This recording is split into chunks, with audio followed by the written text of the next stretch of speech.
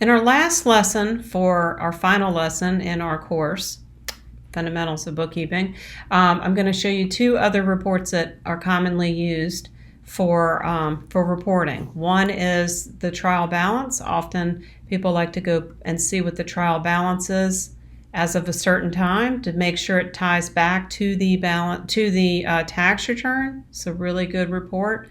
You can figure out what needs to happen.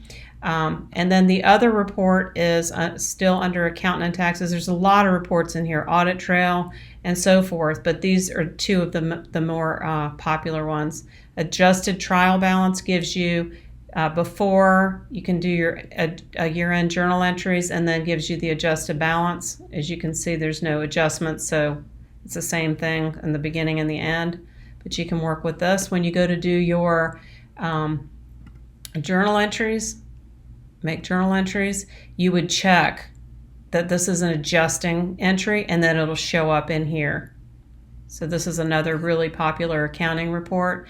And finally, the other popular accounting report is these are all in the same tab, accountant and taxes, is your general ledger. This is a pretty hefty report if you have to print it out, but old school accountants love to see this. Usually the profit and loss, the balance sheet, and general ledger, and then you just print this out for the month, and this is a pretty heavy report.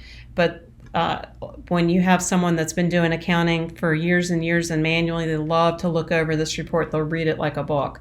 So if they ask you for general ledger, that's where you find that.